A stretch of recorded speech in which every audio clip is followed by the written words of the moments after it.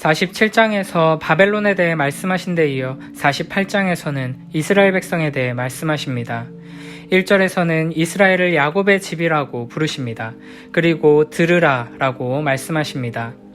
이스라엘은 스스로도 자신을 이스라엘이라고 부르면서 여호와 하나님과의 언약적 관계 속에서 자신의 정체성을 규정하고 있었습니다. 그들은 스스로를 유다의 허리에서 나온 언약의 후손들로 인식하고 있었고, 높고 거룩하신 여호와 하나님의 이름으로 맹세하고 이스라엘의 하나님을 기념했습니다. 2절에서는 그들은 거룩한 성 출신이라고 스스로를 부르며 이스라엘의 하나님을 의지한다 하며 그의 이름이 만군의 여호와라고 한다 라 말씀하십니다. 이스라엘 백성들이 자신들이 여호와 하나님께 선택받은 민족이고 특별한 은혜를 힘입었음을 자랑스러워하면서 여호와 하나님을 부르면서 여러 가지 경건 생활과 종교 생활에 열심을 내고 있다는 것입니다. 그러나 문제는 그들에게 진실이 없고 공의가 없다는 것입니다. 하나님을 향한 참된 믿음으로 모든 것을 의지하며 헌신하지 않으면서도 겉으로는 그럴싸한 신앙인의 모습을 꾸며내고 있다는 것입니다. 믿는 척 입술로만 고백하고 삶으로는 전혀 말씀대로 살아가지 않는다는 것입니다. 공의가 없다는 것은 믿음의 공동체와 이웃을 향한 사랑과 긍휼을 베푸는 그 책임을 다하지 않는 것을 의미합니다. 하나님을 아버지라 부르면서 그 베풀어 주신 은혜에 감사하다고 찬양하고 꼬박꼬박 예배에 나와서 아멘 아멘 하면서 정작 삶 속에서는 고통 가운데 있는 형제를 위한 헌신과 사랑도 없고 울고 있는 이웃들, 연약하고 소외된 이웃들을 향한 나눔과 봉사와 사랑이 전혀 없다는 것입니다. 하나님께서는 아브라함을 선택하시고 부르신 이유에 대해 여호와의 도를 지켜 의와 공도를 행하게 하려 함이라고 분명하게 말씀하셨습니다. 이스라엘을 한 국가로 세우시면서도 단순히 이스라엘만을 위해 선택하시고 부르신 것이 아니라 온 세상을 섬기는 제사장 나라로 삼으시기 위한 목적을 분명하게 밝히셨습니다. 그러므로 우리는 우리를 구원하신 하나님의 그 은혜와 사랑의 목적이 나 자신만이 아니라 온 세상을 향하고 있음을 항상 잊지 말아야 합니다. 우리의 예배와 찬양과 기도가 말씀을 읽고 묵상하고 배우는 목적이 그저 마음의 안식을 얻고 내 인생에 큰 힘이 되고 우리 가정의 축복을 받는 정도로 머물러서는 안 된다는 것입니다. 우리의 신앙의 목적과 삶의 방향이 하나님의 의도대로 바르게 자리 잡지 않는다면 우리의 신앙생활과 경건생활은 모두 헛것이 되고 참된 믿음이 아니라 종교생활에 불과한 것이 되고 말 것입니다. 마태복음 23장 25절부터 28절에서 예수님께서는 외식하는 서기관과 바리새인들을 향해 이렇게 말씀하십니다. 화 있을진저 외식하는 서기관들과 바리새인들이여, 잔과 대접의 겉은 깨끗이 하되 그 안에는 탐욕과 방탕으로 가득하게 하는도다. 눈먼 바리새인이여, 너는 먼저 안을 깨끗이 하라. 그리하면 겉도 깨끗하리라. 화 있을진저 외식하는 서기관들과 바리새인들이여, 회칠한 무덤 같으니 겉으로는 아름답게 보이나 그 안에는 죽은 사람의 뼈와 모든 더러운 것이 가득하도다. 이와 같이 너희도 겉으로는 사람에게 옳게 보이되 안으로는 외식과 불법이 가득하도다. 아멘. 그러므로 우리는 겉으로 보이는 종교 생활에 열심히 과연 우리의 마음을 하나님의 마음으로 변화시키고 우리의 삶을 예수 그리스도께서 가신 그 십자가의 길로 이끌고 있는지를 항상 점검해야 할 것입니다. 예배의 자리에 더욱 부지런히 나아와 말씀과 찬양과 기도에 힘쓰므로 더욱 하나님의 마음을 알아가고 예수님을 닮아가며 삶 속에서 그리스도인다운 거룩하고 영광스러운 변화들이 풍성히 일어나는 복된 우리 모두가 되길 축복합니다. 3절에서는 하나님께서 이스라엘을 위해 어떤 식으로 일하시는지에 대한 원리를 설명합니다. 내가 예로부터 처음 일들을 알게 하였고 내 입에서 그것들이 나갔으며 또 내가 그것들을 듣게 하였고 내가 호련히 행하여 그 일들이 이루어졌느니라. 아멘. 하나님께서는 먼저 하나님의 뜻과 계획, 선하시고 영원하신 목적을 우리에게 알려주십니다. 우리는 하나님의 말씀을 통해 그것을 듣고 깨닫게 됩니다. 그리고 우리는 이 말씀이 이 세상의 역사 속에서 그리고 우리의 현실 속에서 이루어지는 것을 듣고 보고 경험하게 됩니다. 하나님께서는 이렇게 우리에게 말씀을 통해 하나님의 일하심의 원리들과 계획과 목표를 알게 하시고 이 말씀대로 일하시는 하나님의 손길을 보고 경험하게 하십니다.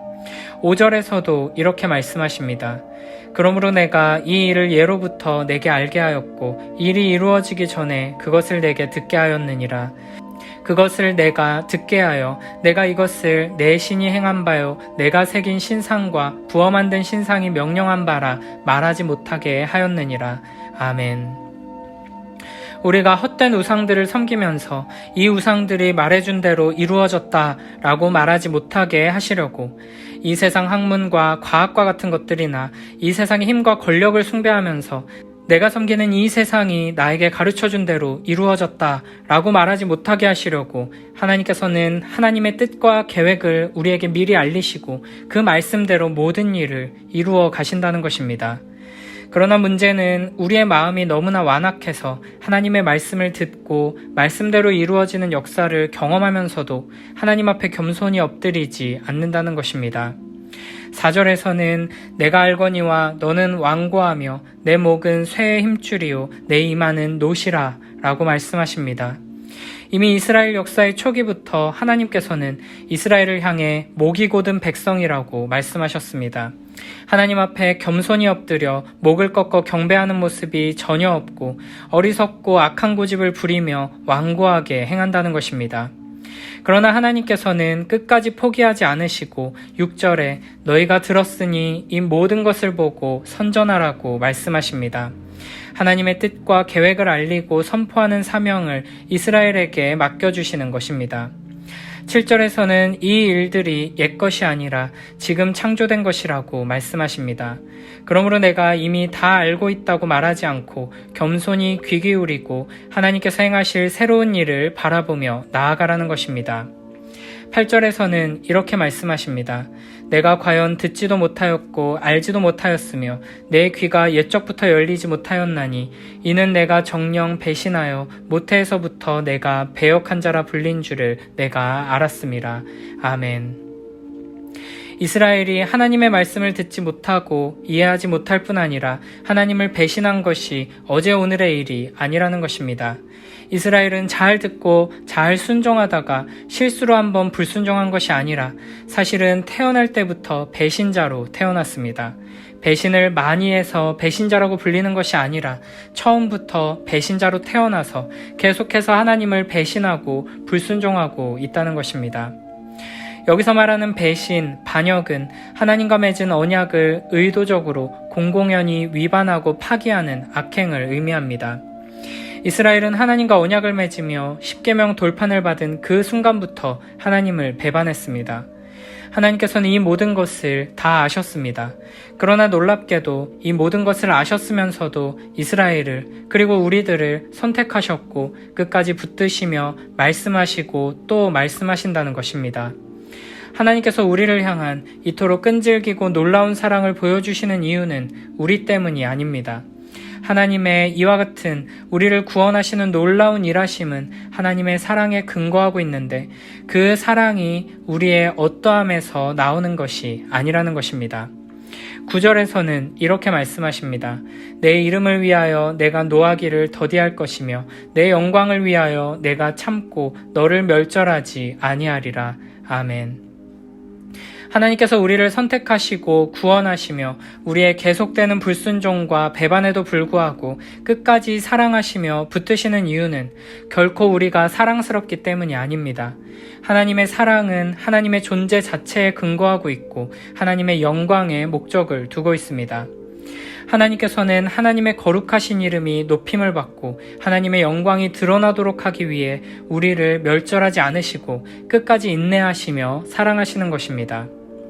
아마 하나님께서 우리가 한 행동대로 갚으셨다면 우리는 이미 오래전에 멸망했어야 마땅할 것입니다. 그러나 하나님께서는 우리를 통해 영광받기 원하십니다. 그러므로 우리는 나 자신의 어떠함을 하나님 앞에 내놓으며 기도하고 간구하는 어리석음에 빠지지 말아야 합니다. 나의 순종이나 어떠한 업적을 근거로 하나님께 무언가를 요구할 자격이 우리에게는 전혀 없습니다. 우리의 존재 자체만으로 충분히 가치 있고 사랑스럽다는 세상의 말들도 모두 거짓된 것입니다.